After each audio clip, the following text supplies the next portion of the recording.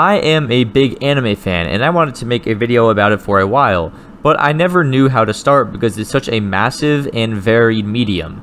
But I think rating anime by their first episode is a really good idea that allows me to talk about a bunch of different series and why the introduction to them matters so much.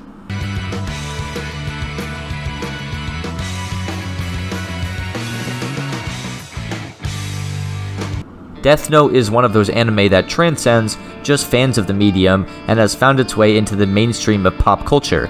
I mean, the idea of a guy being able to kill someone just by writing their name is so simple, but can create so many different scenarios, and this show executes a 10 out of 10 premise with 10 out of 10 execution, and it all starts with one of the best first episodes of all time. This episode has a dark and gothic vibe that sets up the show, and it does a good job at setting the tone while also introducing the two most important characters, Light and Ryuk. Watching this again made me forget just how insane Light actually is. Like at first he was just a normal smart kid, but throughout the episode you see his death note filled with dozens of names and him claiming that he's going to become God, and you realize this guy is not your average main character. A first episode is supposed to introduce the premise, the characters, and the tone of the show, and it does literally everything to perfection, so this episode is a perfect 10 out of 10, and one of the best first episodes in all of anime.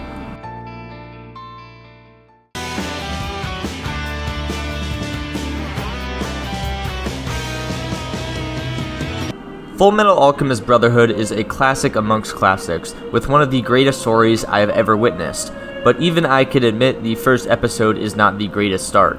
This episode tries to do a bit too much in my opinion, instead of setting up the foundation for a story.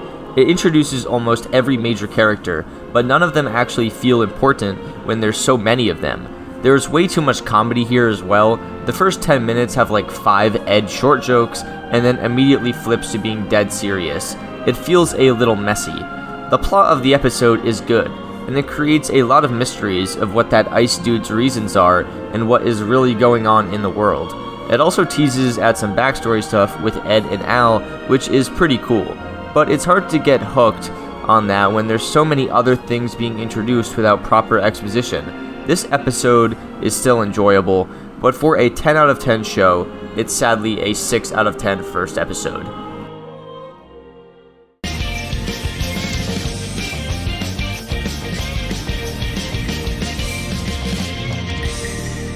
I think Jujutsu Kaisen is probably the most famous anime right now, at least with the people I know, and I totally get it. It has a ton of likable characters, incredible animation, and a story that's easy to follow along with but still has some depth to it.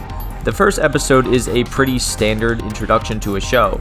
It introduces Yuji and Megumi as well as the idea of curses, but it also brings up the idea of something bigger and of a grander scale, with Sukuna's finger, and the whole introduction of Sukuna is awesome as well. The stuff with his grandpa also helps you connect with Yuji and root for him more, and the action scenes at the end are super fun to look at and really well done. This episode doesn't blow you away in any way, but I think it does a good job at getting your attention and balancing entertainment with exposition. I think I'm gonna give it an 8 out of 10, just like I would probably give the show. It gets the job done.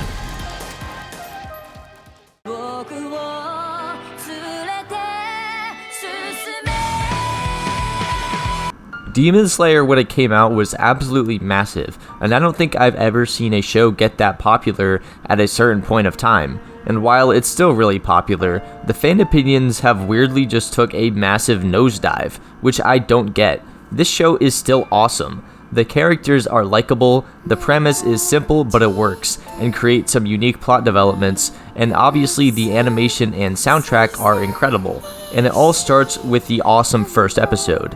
Rewatching this made me remember how beautiful this show is. This episode is covered in snow and all of it looks gorgeous. The scene where Tanjiro comes home to his family dead and then protects Nezuko from that Hashira dude is a great emotional and intense sequence where we see Tanjiro's life flip on its head in an instant. And I still think this show humanizes demons like Nezuko so well, where we can see her cry and clearly be just as overwhelmed by the situation. This is a great hook on the show, and I'd give it a strong 9 out of 10.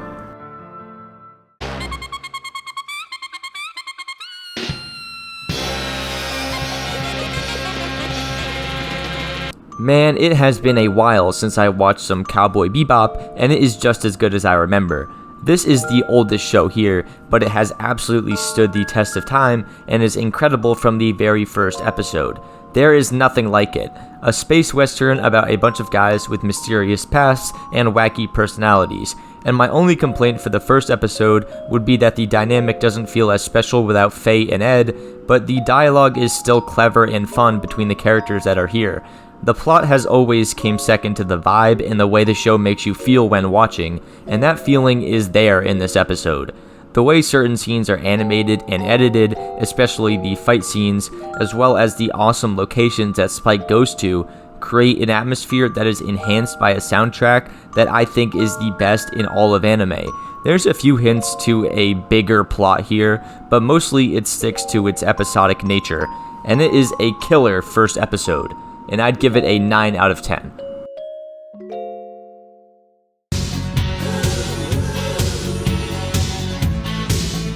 Naruto was actually the first anime I ever watched, and it turned me into a fan, but I haven't revisited in years, and I was honestly not expecting much because my taste in middle school was awful. And yeah, this hasn't aged that well in my opinion.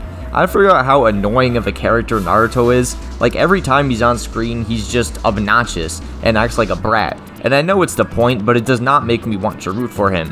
There was also a ton of plot points here that were just absurd, like Naruto somehow not finding out about the Nine Tails, and also him magically learning the Shadow Clone Jutsu. It just feels stupid, and like he was blessed by this power for the plot. There are some cool flashbacks, I guess, that give context, but it also gets a bit annoying when we keep flashing from different times, and it makes it so very few things actually happen, also because of the really slow pacing, and that's a reoccurring theme for the show. It was fun going down memory lane for this, and seeing some of these old characters again, but watching this did not make me want to continue watching the show, which means, in my opinion, it failed at being a good first episode. This is a 4 out of 10 for me.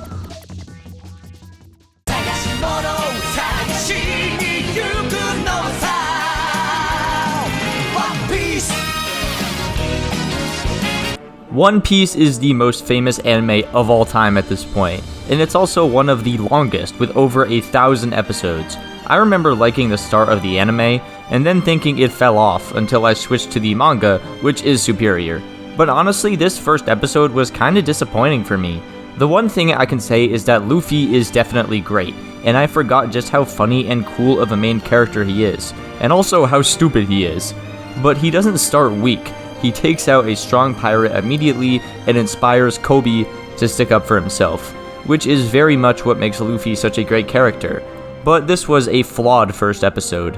The first few minutes without Luffy are boring and obnoxious, and basically every character other than Luffy is annoying.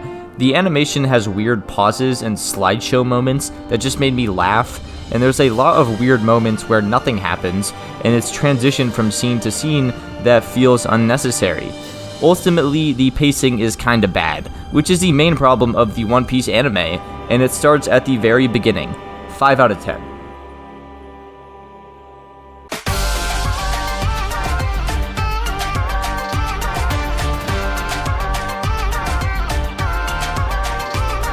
Frieren Beyond Journey's End is a modern show that will 100% end up being a classic, and it's because of how incredible the writing is.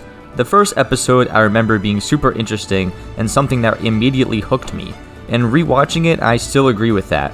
The show passes 70 years in one episode, which sounds like it would be doing too much, but it does it all really seamlessly and the pacing never feels off.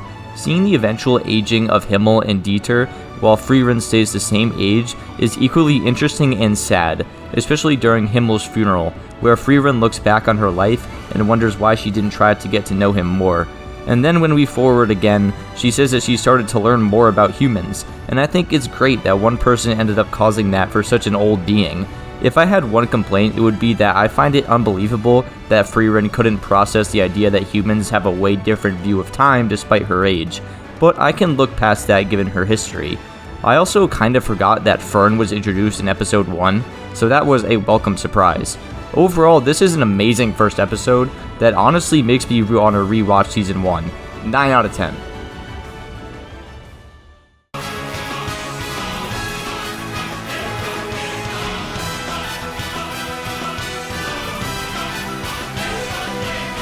Attack on Titan probably has the absolute most famous first episode, and it is one of the best. Even before the obvious reveal of the Titans' return, the beginning of this episode sets up this brutal and terrifying world so well, where we see just how dangerous the Titans are. This episode does a great job at making you scared of Titans and going outside the wall, and seeing the results of the Survey Corps going outside and the reactions by the citizens is such a powerful scene. And it also introduces the main three characters really well, especially Armin and Eren, as just two normal kids who unfortunately were born in this awful world.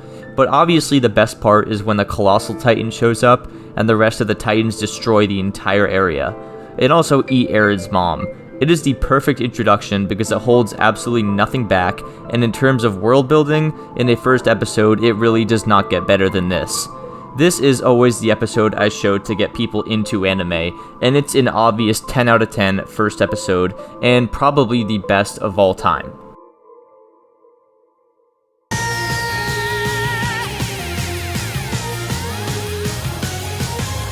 Hunter x Hunter is my favorite anime. It honestly just one of my favorite pieces of fiction ever. I love everything about it, and I rewatch it every year, and I have for the last 5. But most people's love comes for later arcs like York New and Chimera Ant. But I still think every arc is great, including the first one. The first episode mostly focuses on setting up Gon and making the viewer root for him as just a kid who grew up without a father, but wants to find him because he idolizes him. It's a simple goal, but also a much more personal one than becoming King of Pirates or the Hokage. The stuff on Whale Island creates the perfect humble beginning storyline where he leaves his aunt and grandma behind to go off on a grand adventure. We've seen it before, but I think the stuff with Mito and her attachment to Gon is really sweet and pretty sad as we see how much he cared for him. We also get introduced to Kurapika and Leorio, and they do a great job at explaining their goals and introducing their personalities. The fact that they immediately just start fighting is so funny, and makes you love them immediately because you know they can exist on their own without Gon, which is a problem for some side characters. This episode doesn't try to do anything crazy, but it introduces the main characters really well and focuses more on the foundation of the show and Gon's goals and personality, and it does it all really well. 9 out of 10. This was a fun video to make just because of how much I love anime and some of these shows, and I honestly want to make a part 2 because I want to revisit even more anime and talk about them.